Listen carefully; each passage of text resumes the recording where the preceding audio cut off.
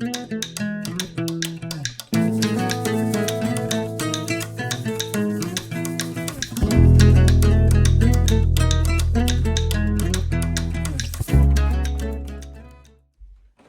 guys, Shelly here with the Gray Wren Nest. I am so excited to be back in my sewing room. Today is my first project since my accident, and for those of you new to my channel, I had an injury to my wrist and my elbow, but I am now free from a cast and free from a splint and no compression socks anymore. I'm doing well. I'm learning to bend my wrist, make a fist, and feed myself. It's been quite the challenge. But what better therapy than to be in a sewing room, because I am constantly using, as much as I can, my small and large muscles in my arm and my wrist and my elbow. And I think it's the best therapy ever. So what a better way to get started but with a beginner-friendly quilt project. Because if I can do it with an injury, you can do it with very few sewing skills, I promise. So I went online and I looked for a cute pattern with the word free. Yes, you heard me right, free. Take a look at this. Isn't that adorable? This pattern is the Maywood Studio. It's Petals on Point by Kimberbell. And it's going to measure 55.5 by 55.5. And notice all of the beautiful pastel colors. I almost made it into these really beautiful colors, but I want to be able to use it in my house, and I'm a very neutral color person. I know it doesn't look like it with the colors behind me, but that's different. That's my sewing room. But in my house, I love creams and tans and grays and taupes, you name it. You know, just the really subdued colors. So that's what I make my quilts in, and I want to intend to use this quilt and put it on display on my ladder upstairs in my living room. So I am going to make a neutral Petals on Point quilt. And if you're interested in this pattern, I'm going to have it linked below because it is free. It's right on the internet. It's free. And what better way to have a great sew along, because I can give you instructions, I can give you measurements, but I highly encourage you to print this off, download it, print it off, and use this instruction book. Now I did make a few changes along the way just to better suit what I wanted to do with it, but I'll let you know those changes as we go along. So what do you need to have a successful beginner sewing project? Let me show you. So for my background, I am using a muslin, and it's an off-white creamy base muslin, and it's a 108, so it made it really quick and easy to cut up all of my background pieces because it's such a large width of fabric. Next, I have my electric rotary cutter.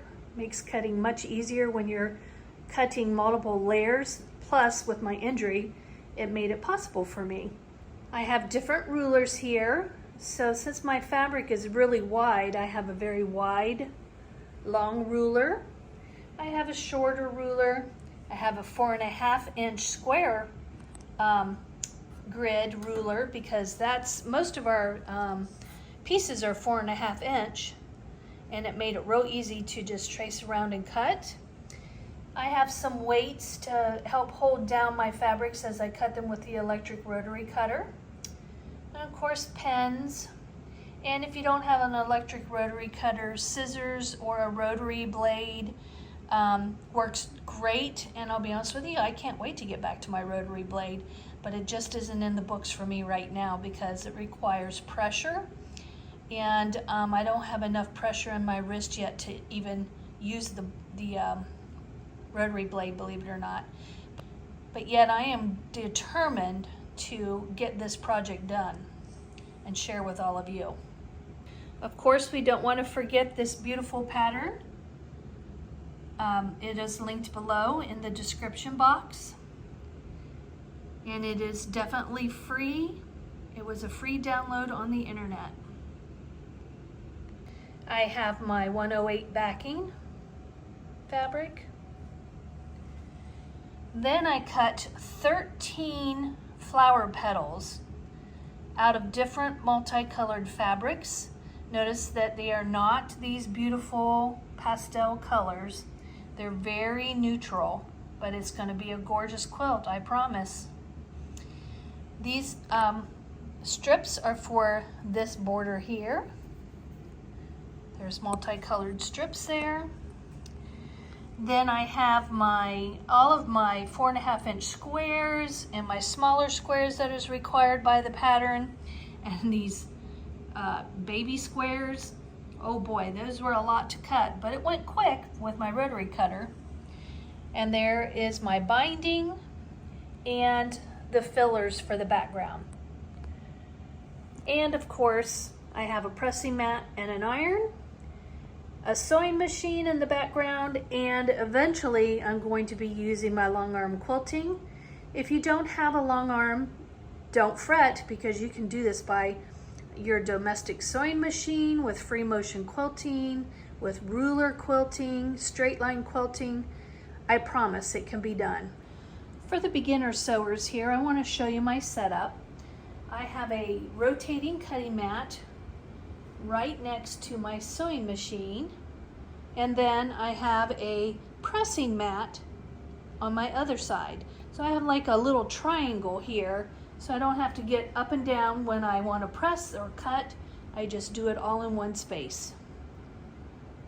The first step in the directions, it says to take these 2.5 inch squares and make a diagonal line on each one.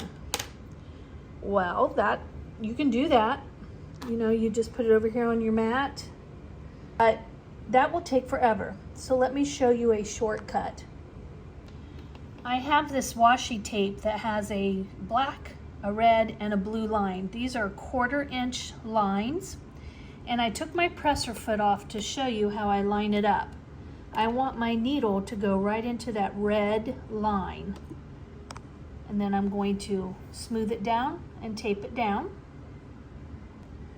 So what I did was I pressed it all the way down here, and then I scored it right here with my scissors so that this will come off and this will come off, so I can put my new bobbin in. Now I'm going to put my presser foot on. When I sew my blocks together, I will be using a 1/4 inch sewing foot, but right now my biggest challenge will be to make my diagonal lines with my sewing needle here. So this will be my guide, so I'm less interested in what type of foot I have on here. That doesn't matter. I want to follow my needle right down this red line, and I'll show you that in a minute, but eventually we're going to be going like this from point to point, and I just follow that red line. So now we're going to make our first block, and notice that on the pattern it's actually the block up in the left corner of the quilt, and these are the quilt pieces that I'm going to use. So we're going to get ready to make our first block, and on each petal you want to set 2 squares aside. These are 2.5 inch squares of your background fabric, and that is going to be sewn diagonally onto each petal to make it look more like a petal shape. So I'm going to collect all 4 of my petals and 1 of each of these. And so the directions say to start in the left corner first of each petal, and we're going to sew a diagonal line right across here. Line up my needle right here. This is what's called chain stitching. We're going to just keep on sewing. I'm going to lift my presser foot, and I'm going to follow this red line. I'm not going to watch my needle up here. I'm going to watch this red line to make sure I'm staying on it.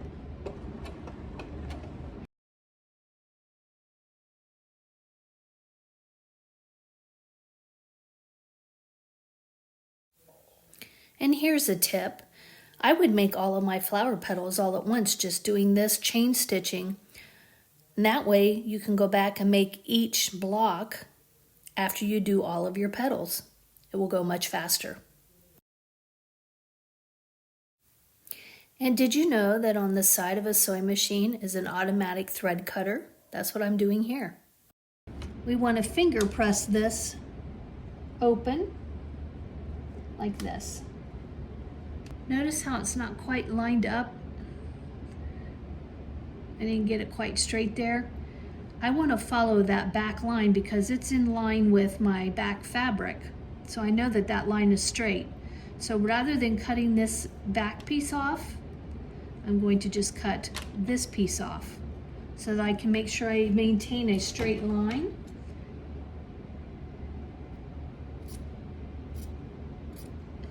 I'm just doing a 1/4 inch seam allowance here. And forgive my jaggedness, but my hand's still a little stiff. Okay, so by keeping this on, I'm maintaining this solid line here. If I didn't, I would start to curve in. Does that make sense? And when you go to quilt it, you're not going to notice there's a double layer there versus a single layer, because once you sandwich everything together, it turns out just fine. I was worried about that when I first did my quilt, but this was a tip and a trick someone shared with me, and it's much easier to keep all of your pieces square by doing it this way. Now we're going to go back to each petal, and we're going to go over to the right side now and do the same thing. However, this time we want to go from this point down to this point, following this red line. Get my point there with my needle and make sure that I'm on this red point, this red line here. And I'm going to watch that red line. I'm going to keep that point on the red line.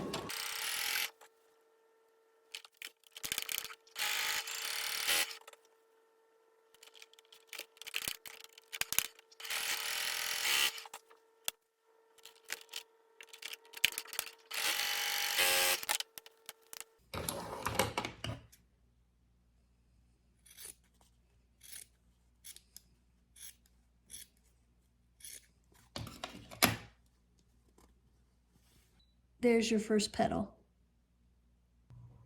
I'm going to just press these seams like this.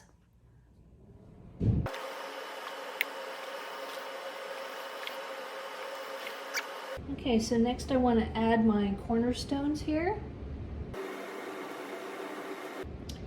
And in this diagram, our very first one has two cornerstones that we want to do a diagonal sew on. And that's, and if you're making it just like the pattern, they'll be green, but mine are black. So I'm going to add, and they're also directional. So I want right sides down.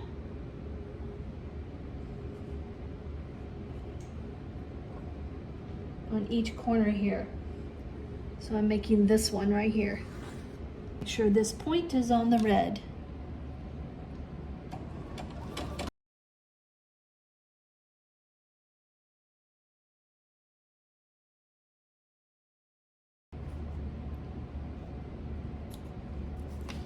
Okay, so we want to do the same thing here. Finger press up. And that looks really good, so I can cut off the back two pieces. 1/4 inch seam allowance. And I'm going to press it open, so I'm going to sit this over to my sewing or my pressing table.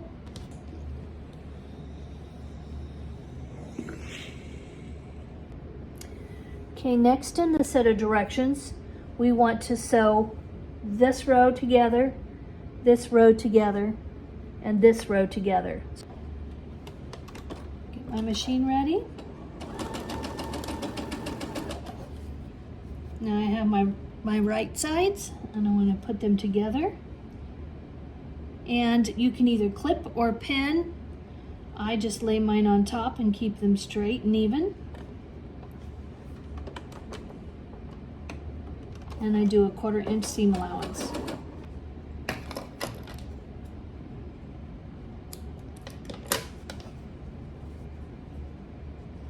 Other end of my bottom row, and I'm going to put this right side to this right side, like this. Line them up, and sew a 1/4 inch seam allowance. Okay. So there's my bottom row, and I'm going to sit this over here on the ironing board to be pressed open. Here I'm sewing the middle row together, and then I'm sewing my top row together.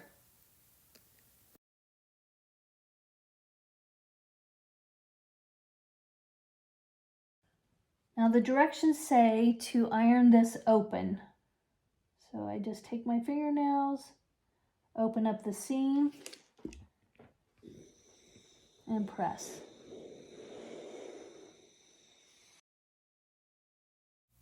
Next we want to sew our rows together.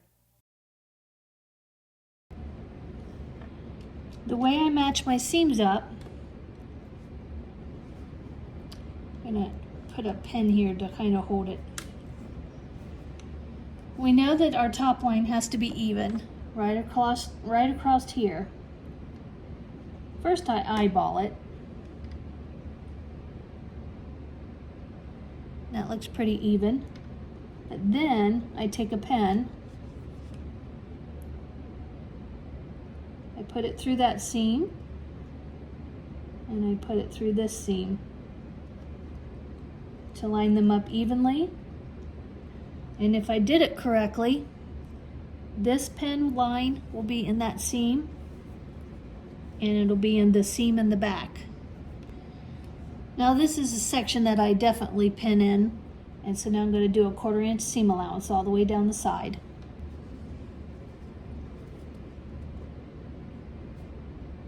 Perfection. Next, sew the top row on.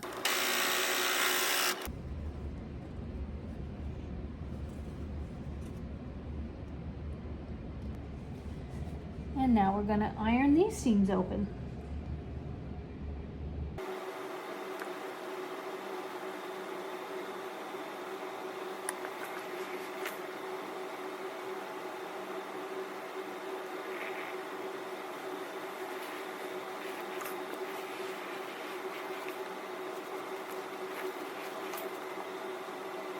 Okay, now we're going to take it back over to our cutting board, and it should measure 12.5 inches wide.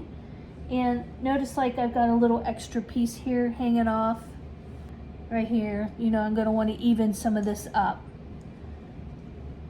For instance here. So now is the time to make sure that our block is perfectly square. Now it's time to make the rest of your blocks, and I'll meet you back at the end of this video for our next steps.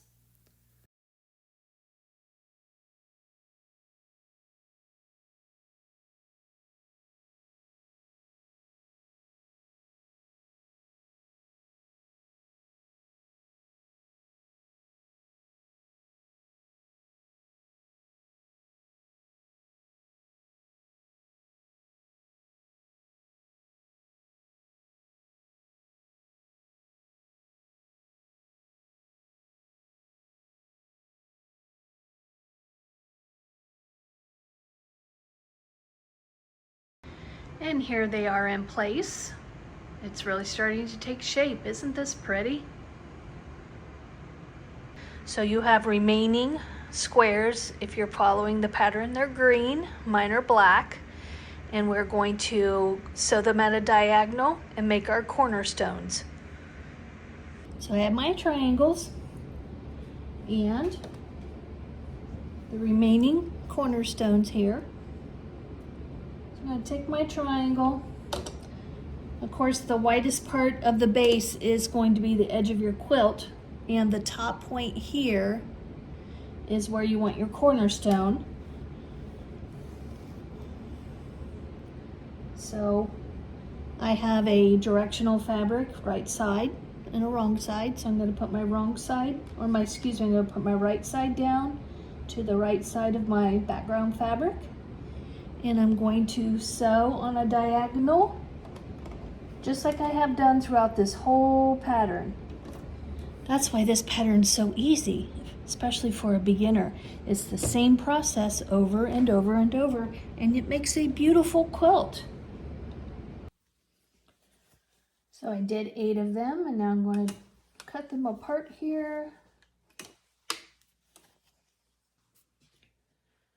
Now we just want to iron them open.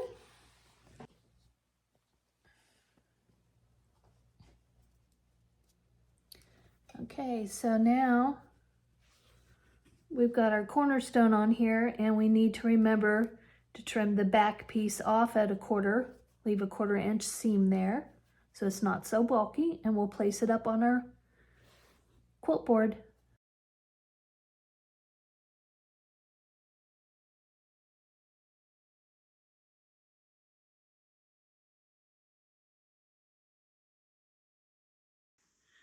And here we are, ready to sew our rows together. Now this goes together diagonally. So we're going to start up here in this corner.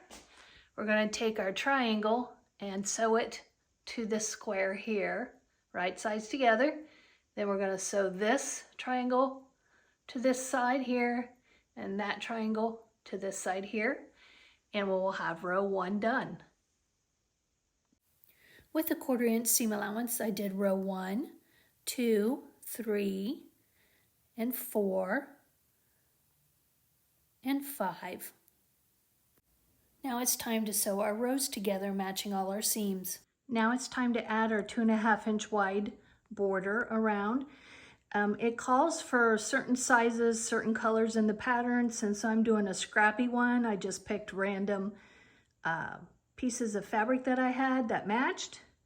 And I laid it out like this, and now I'm going to sew them together. I start with my first row, the top row. I sew it together and then sew it on the quilt. Then I do my bottom row. I sew it together, put it on the quilt. And then I do my side rows, because my side rows are actually going to be longer than my top and bottom. So once you have all of your border sewn on, it's time to quilt and then add your binding.